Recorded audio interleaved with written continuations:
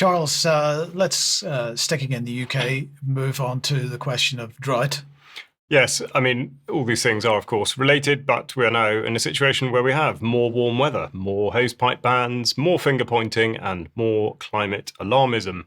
It must be summer, and the Environment Agency, which behaves as though it has assumed overall responsibility for all water within the United Kingdom, has announced another meeting of the National Drought Group.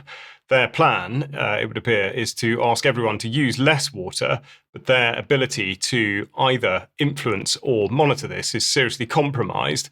Now, just like farmers and other businesses, water companies are theoretically limited by their abstraction license as to the amount of water they can take from natural supplies, and this is controlled by the Environment Agency.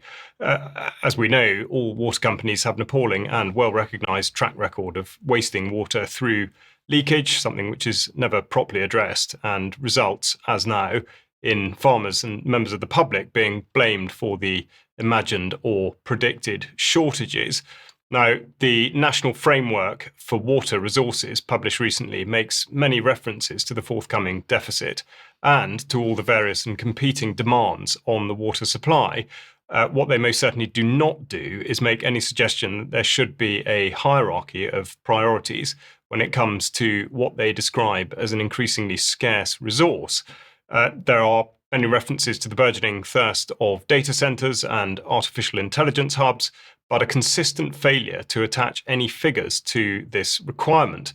The framework does suggest, somewhat hopefully, that data centres should look to other supplies of water beyond using public water supply, for example, using recycled water.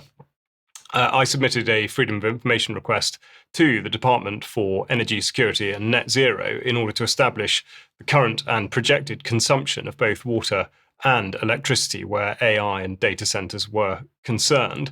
The reply was underwhelming, though predictable. They have no idea, as they do not keep records, and strangely, they do not use modelling to guess what will happen next. Also claiming not to use modelling is the annual State of the UK Climate Report 2024, published on Monday, so for the year in retrospect. This is written by the Met Office and the Royal Meteorological Society, merely a lengthy reminder that, according to their very obviously manipulated statistics and records, that the country is getting warmer and drier and wetter, but not windier, though, which may present a problem for the storm-loving weather forecasters in the mainstream.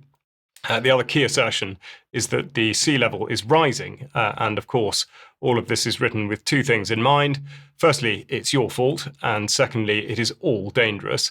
Now, though the report is explicit in stating that it should not be used to predict the future, that is precisely what Liz Bentley, the chief executive of the Royal Meteorological Society, has done in her interview about the report with the BBC, but no challenge was issued by the BBC when she did so. Concurrent with the doom-mongering has been the belief that this year's harvest will be a disaster, which of course provides the perfect nudge into consuming lab-grown indigestibles. It's too early to give much of an indication, but Farmers Weekly suggests that the wheat harvest so far is actually better than expected. And on a related note, you may recall that back in April, UK Column reported on what appeared to be an ill-considered encouragement to farmers to withhold milling wheat in order to create a bread shortage so that the public would be made aware that the government is not looking after farmers. Now, this initiative pushed by Ollie Harrison and Clive Bailey does not appear to have taken market forces into account, and the Agricultural and Horticultural Development Board was already predicting back then that there would be a 13% increase in wheat imports for this year, and that was as far back as March. Agri-Trade News, we've just seen on screen, suggesting that this strike made absolutely no difference, although there may have been some unintended and negative consequences for any farmers who were convinced to take this sort of action. So imagining that the government will ever have farmers' interests at heart is made to look like a fool's errand, and anyone listening who does produce food, please do go to the farming section on the UK Column website for inspiration in terms of establishing local markets. Finally, the bill which absolutely refuses to die. There would be a strong chance that the era of global boiling will have petered out by the time the Climate and Nature Bill is debated again in Parliament, and its second reading already pushback to the 11th of July this year has now been further deferred to Friday, the 29th of May, 2026. That's a shame. Well, yes, I suppose it depends which way